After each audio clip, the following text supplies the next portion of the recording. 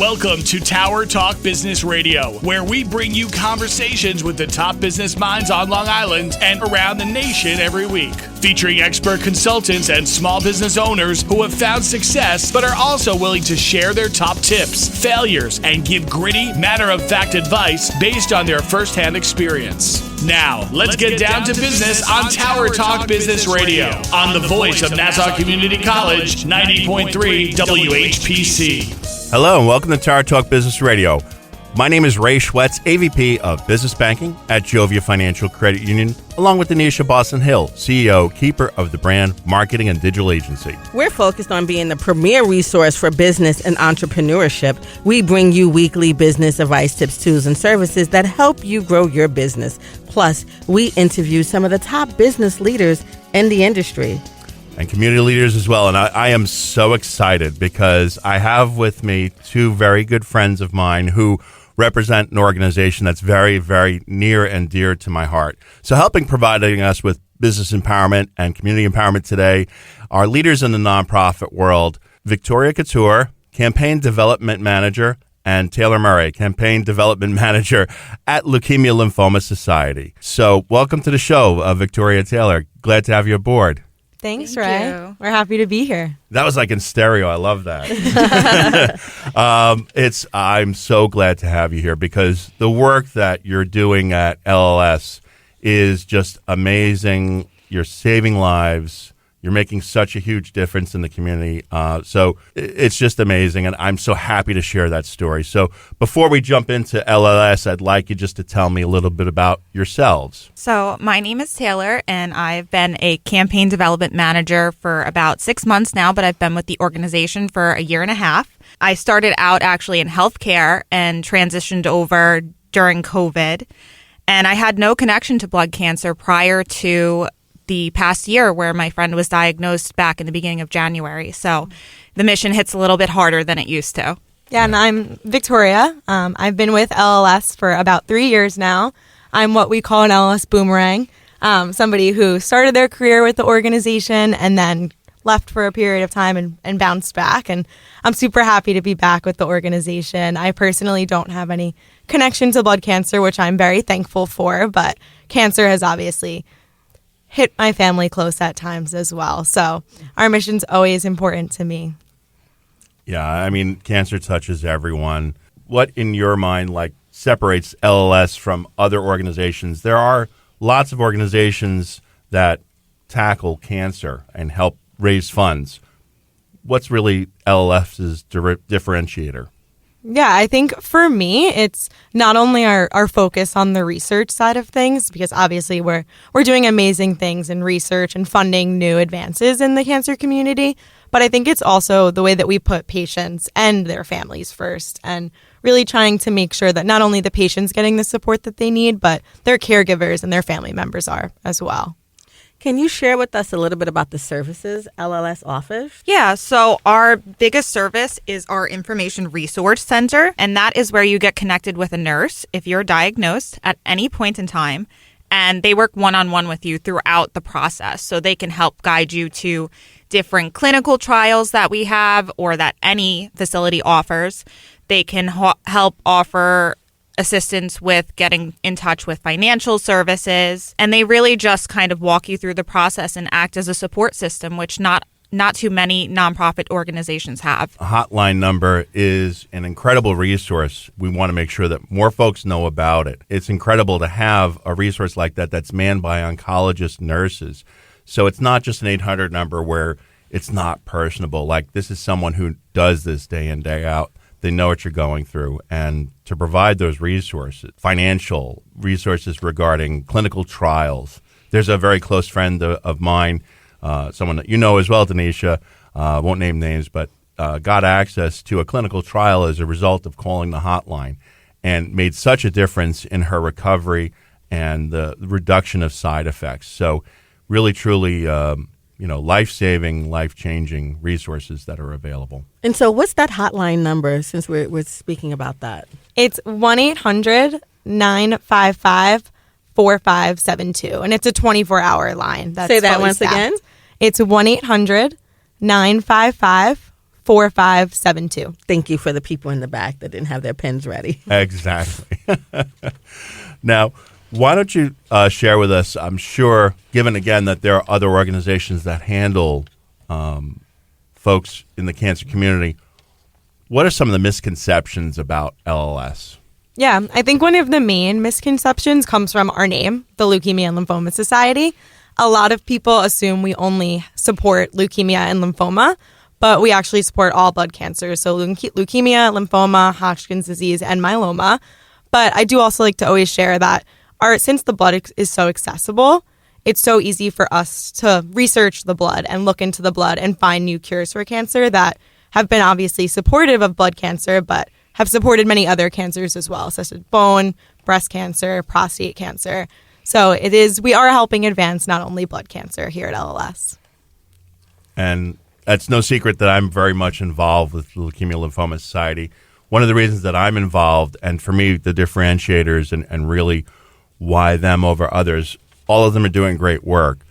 The areas that LLS is focused on is the Dare to Dream project, which is pediatric cancer. Also, focus on diversity and equity and inclusion to make sure that these resources are available for everyone. When you talk about the Dare to Dream project, the reason that that's very personal to me is that I did lose a family member who was 8 years old. And, I went to the same surgeon when I was diagnosed with head and neck cancer, and that surgeon was the one who helped save my life. And the way to honor her is really to involve myself with an organization that is so dedicated specifically to pediatric cancer. And, as Victoria said, having access to blood, it affects so many other cancers. So it truly is amazing work. I'd like you to talk about the Dare to Dream project. Victoria or Taylor, which one of you wants to talk? Yeah, I'm sure we'll both jump in at some point because we're really passionate about the Dare to Dream project. Yes. So it's $175 million that we are aiming to raise over the next 5 years, specifically targeted for pediatric blood cancers. And it includes, obviously, the support services that go along with pediatric blood cancer, as well as the research side of things. We actually have recently launched a master clinical trial called PEDAL, that is actually taking place right now all over the world, not just here in the U.S. And I believe we have about 200 patients currently involved in the first stages. And obviously, since it's new, that'll continue to grow as time goes on and new phases begin. And the reason this is so important is because at this current moment, there's only about 5 medications for pediatric oncology patients. And so those 5 treatments are adult medications brought down to lower dosages, which children are changing, their bodies are growing, they're different than us. They act different, they grow different, their day-to-day is just different, and you can't give them the same medications that we get because the long-term effects are unknown, honestly. We don't know if they'll get a reoccurrence of cancer. We don't know if they'll get another tumor because of the treatment that saved their lives, honestly. And so these clinical trials are aiming to create drugs made just for children. And that's really, really important in their care, in their futures. And that's what LLS is investing in, is the future of these children. And I'm a survivor for 8 years, and I still remember when I was getting my treatments. A big shout out to the folks at ProCure in New Jersey who took very good care of me, and to the folks at Memorial Sloan Kettering in the city. When I was at ProCure, seeing children come in and out of the same doors that I was coming out of, I'm like, well, I'm a near 50-year-old, 250-pound guy. I can, I'm having trouble with taking this. How are the kids getting the same treatment as me? And I really felt that was wrong. So I'm so happy to be involved with an organization with Victoria and Taylor. They do amazing work making sure that this is going to change. You were listening to Tower Talk Business Radio on the voice of Nash Community College, 90.3 WHPC. I'm Ray Schwetz, along with Donyshia Boston-Hill, and our guests today are Victoria Catoir and Taylor Murray. They are the campaign development managers at the Leukemia and Lymphoma Society. What challenges have you faced getting folks to kind of understand what it is that LLS does? much of the work that you do is very experiential. Can you talk a little bit about that? Yeah, so I think one of the first challenges I think that any organization faces is most people don't seek help until they're in need of help. So I think something that we've really been trying to focus on here is trying to get out into the community before a family is hit with the unfortunate diagnosis of a blood cancer. A lot of people, get that diagnosis, and I'm sure even when you're getting sick, a simple cold, you're always going to Google, looking up your symptoms and trying to see what's next. We're really trying to get ahead of that so that when a family gets that diagnosis, we're already there to support them. We already are connected with them. So I think it's really trying to get people involved prior to a diagnosis, which is obviously a challenge because not having a specific mission connection and supporting an organization sometimes can be a bit difficult. So I think really just trying to get out into the community, especially post-COVID, it hasn't been easy getting people together and sharing information. But I think overall, once we are able to meet with people and get face-to-face with them and share our mission, it's very easy for people to understand how important the work that we do. And there are so many ways to get involved. It's interesting because you would think that it's such a downer to be involved in a cancer community event. To me, it sounds like, oh, well, I'm not sure I want to expose my kids to something like that. I have to tell you that my children don't care about anything I'm involved in, but they all wear the LLS shirts. They all look forward to a very specific event, Light the Night.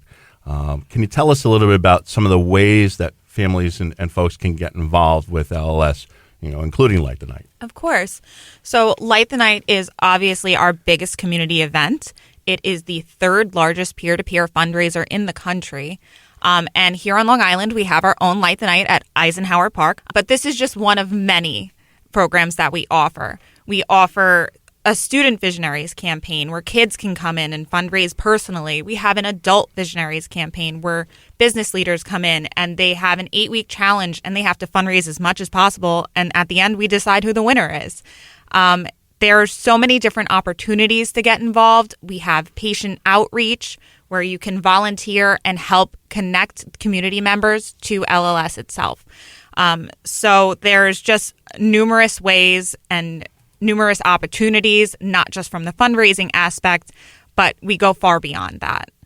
That's amazing. Can you please share a story about someone who you've helped that had LLS, and just to see how their evolution has been since they first contacted the organization to present? Yeah, so I can share a story about a Light the Nighter from last year. I'm not going to say her name to keep her information private, but it was her first year participating in Light the Night. She formed a friends and family team to fundraise. She was recently diagnosed at that point and unfortunately found us by a quick Google search, and she found Light the Night. When she initially called me to introduce herself and to get to know each other and for me to share a bit about Light the Night, she was in a really, really dark place at that time. She was going through treatment. She had lost her child because she was pregnant when she was diagnosed. So she was really dealing with a lot of hardships at that time. And she was really excited about Light the Night. She was super happy to be able to come. But then, of course, the day of, she had a slight fever, couldn't make it to the walk. And being a patient in treatment, she wasn't able to come. But all of her friends and family, some of her students came out to the walk. And it was awesome for her to see all of the support that she had, even though she wasn't there. And that was her initial introduction to LLS. But now after, finding us through Light the Night, I have been able to connect her to the Information Resource Center, where she has been able to get so many support services, specifically our First Connection program, which is a program where you can get connected to somebody who has either the same diagnosis or a very similar diagnosis, and they are able to share, their experiences and help you get through what you're going through and show you that there's a light at the end of the tunnel. And she has been so beyond grateful, and it has made her feel so much better and so much more confident going through what she's going through. So it's really awesome to see about a year now that I've known her, the progress that she's made and just her mindset of everything. And I'm sure there's so many other hundreds of people that have a similar story. There are. There's so many. We can sit here all day talking about all of the patients we've helped. And what's very affirming, trying to think of the right word, is that as big an organization as Leukemia and Lymphoma Society is, and as big as their reach is, which is wonderful for the effectiveness, it is such an intimate organization in that the connections are very personal. I did have the opportunity to speak to somebody in that program, and it's amazing to share that experience with someone and to kind of help them. And it just really shows you that you're not alone in this. There's so many people who are affected by this. And LLS turns it around into something very, very positive. Can you share with us some of the challenges that you're facing, though, getting this information out? You know, we touched upon, a few of them, but there are a lot of challenges with nonprofits getting folks to get involved and other challenges. Can you share that? I think there's always a challenge with getting people involved because when they think of a nonprofit, they think of fundraising. And it's hard to ask people for money. We totally understand that. But that is how we fuel our mission at the end of the day. And we always try to just share with people that no matter what your contribution is, it could be a monetary contribution, it could be volunteering your time. No matter what it is, you are supporting our mission. I think that's, the first challenge with any nonprofit is trying to get past that step of we're not only asking for donations, we are asking for just general support and helping us spread the word of who we are and what we do. And there are lots of different ways to do the fundraising. I've been blessed to be able to be involved for a number of years in that level. And honestly, that's something that, looking in, I was like, all right, well, how am I going to do that? How am I going to be helpful? What kind of an impact can I make personally? And I didn't feel like I'd be good enough for that. But when you focus on what the strengths of each person is and how they can be involved, the other thing too is that it is a lot of fun. This is not you're going knocking on doors with a jar saying, "Hey, give me money." There are so many ways to be involved from a fundraising perspective. So, and can you talk about some of the fundraising opportunities that are there? We did touch upon a few of them. I'd love to share that with folks. Yeah, so specifically within Light the Night, there are so many ways. Since it's our largest community fundraiser, we really try to engage everybody in the community in their own way. So like I shared, there are opportunities for friends and family to get involved and create a fundraising team to come out in the walk and celebrate together. It's a very family-friendly event that we always encourage, bring the whole family out to the event. It's for kids, it's for adults, it's for everybody. There's something for everyone there. And then when it comes to, companies on Long Island, you can form a company team to boost some company morale, get everyone together. I know a lot of people are trying to get outside of the workplace and team bonding. So this is a great way to do that as well. But if the company team isn't, a specific route that a company wants to go, there's also potential for corporate sponsorships and individual fundraising. And we've also been recently incorporating our schools here on Long Island into Light the Night. So, getting that first step, and they are going to be the ones who probably find a cure to cancer, are the children who are in elementary, middle school. They're the future. So really trying to get them involved now and see the difference that they can make at such a young age. And they are incredible. I mean, at the Visionaries event, seeing these kids, what they're able to do, and they're just excited to do it. And, well, you can't say no to them for sure. I mean, there's that. But the ideas, the innovation, you're absolutely correct. It's definitely the future. This sounds really cool. And so can you tell us about how the event works and just walk us through from start to finish the experience overall? Of course. So night of the event registration is free. You don't pay to get in. Everybody and anybody can come. That registration, you'll get a ticket, and that ticket will get you a lantern for the night of. We have 3 different colored lanterns. There is red for supporters, white for patients and survivors, and gold for anyone who has lost a loved one to cancer. So we open our program to the community. Everyone comes in around 7 o'clock-ish. We have a beautiful program.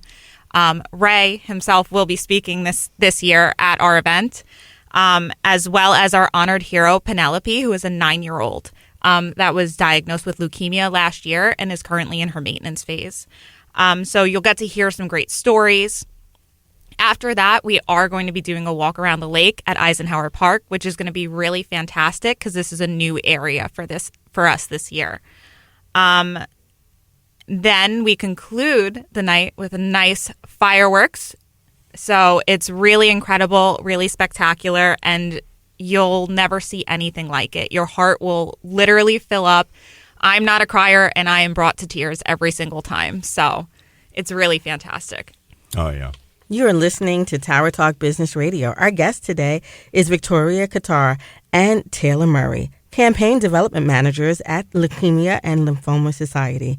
My name is Donyshia Boston-Hill, along with Ray Schwetz on the voice of Nassau Community College, 90.3 WHPC. With Light the Night, I think one of the things that's really incredible about that event in particular, and there are other events like the Big Climb, what really sets Light the Night to me out is just seeing those thousands of lanterns up. It's such an inspiring thing. It just feels so good to be there and be a part of that. And it's an event like that whole night. There are different tents and activities for families to be engaged in. There's a remembrance pavilion where you can share photos of folks that you want to honor while you're there. And then the program itself is definitely a beautiful program. But seeing those lanterns up in that night, it's truly incredible. I'm excited to see it by the lake this year. Ooh. That will be pretty fantastic. And the fireworks show is amazing. And how many people really come out? Yeah, so since we have free registration, sometimes it's a bit tricky to get total numbers of how many people come. But last year at the walk, we had around 3,000 people, which is really awesome. And just like Ray said, since we are at night, it's so awesome to see when everyone lights their lanterns in unison and you see that sea of 3,000 lanterns in the field. It's truly remarkable. And all the funds that are raised by events like this, they've really contributed to some advances in treatment for pediatric cancer and other cancers. Can you talk a little bit about some of the advances in treatment that Leukemia and Lymphoma Society has helped fund? So since our inception in 1949, we have put $1.7 billion into research. This has caused us to have 70% of the drugs approved by the FDA on the market being funded by LLS. So this is really important. We have made major strides. And even in the past 5 years, we are still one of the leading producers of blood cancer drugs. Yeah, and I could just add, every single day, if you follow any of our social medias, every single day, every week, there's new posts, new FDA approval, new advancement in blood cancer research. So it's really cool to see that it's happening right now. There are so many new approvals happening, and we're a part of it. So it's great to see. And so how do you get the word out? I mean, is it social media? Is it direct mail? Is it commercials with ad council? I would say it's a mixture of things. It's social media. It is direct mail, which I know some people were trying to steer away from that a bit. And then I also think another huge part of it is word of mouth, is having volunteers like Ray who are sharing it with his network and passing along our information and inviting us to join us in the fight against blood cancer. Yeah, the unfortunate thing is, and I've heard this time and again from Taylor and Victoria, is that every 3 minutes there's a blood cancer diagnosis. So obviously these advances, and thank goodness they're daily, are so necessary and so needed. And, these resources that the Leukemia and Lymphoma Society provides are truly, truly vital resources. Now, nobody does this alone. You have a vast network and team that help you, Victoria and Taylor. Can you talk with us about your team? Of course. So we have an incredible team here in Metro New York. There's about 26 staff members. We are located throughout New Jersey and Long Island and Manhattan. So Victoria and I are obviously the co-leads for Light the Night Long Island, and we are always happy to help you. We are led by our fearless leader, Jacqueline, and she is a LLS boomerang. She was with us for 10 years, took a little bit of a hiatus to work with MSK, and just returned back to us. So our staff is always willing to help, always willing to get on the phone with you. And honestly, you just have to ping us on LinkedIn and we'll be right on you. Trust me. Yeah, and I think one thing I always like to share is that here at LLS, we're a family. Our staff, we're all super close. We're friends. We all are always there to support one another. So not just here on Long Island, obviously, but we have a walk in Manhattan. So we have counterparts there. So if anyone's interested in going to that walk as well, we can hook you up. So I always just like to share that it's a close community here at LLS. Yeah. And so what's next for LLS? Ooh, that is a loaded question. But obviously, a lot. our next step is just to keep fueling our mission and to keep helping advances in blood cancer, that hopefully one day, I always like to say that I'm out of a job, that there is no need for me anymore, and there is no need to do all of this fundraising to help find cures. I think that's the ultimate goal, is having a cure for blood cancer one day. Thank you. The ultimate goal. Now, where can folks find you? Where can folks find out how to be involved with Leukemia and Lymphoma Society? Yeah, so our website is super simple. It's just lls.org. And that is where you can find any of our information, our resources, and you can also find all of our local events, including Light the Night. And then to find our specific Light the Night information, it's just lightthenight.org, also very simple. And then obviously Taylor and I are happy to share our information with everyone as well. And I do have to say, as someone who, is embarking upon something that at first it sounded a little intimidating, it's really not, because the team at LLS, the team at the Leukemia and Lymphoma Society supports you so much. They really do make it so easy. So thank you both for the work that you're doing in that area and for helping us, keeping the fundraising a lot of fun and impactful. So thank you so much. And thank you so much for being here today. Of course. Thank you for having us. Thank you. Thank you. I like to leave you with DB's philosophy. Yesterday is history. Tomorrow is a mystery. But today is a gift. That's why it's called the present. Eleanor Roosevelt. We want to thank you for being with us. My name is Ray Schwetz, along with Donyshia Boston-Hill, your co-host and producers. Visit nccradio.org for more information. We're available on Odyssey, TuneIn, iHeartRadio, as a podcast on iTunes, Android Podcasts, and Spreaker. This has been Tower Talk Business Radio, powered by the voice of National Community College, 90.3 WHPC.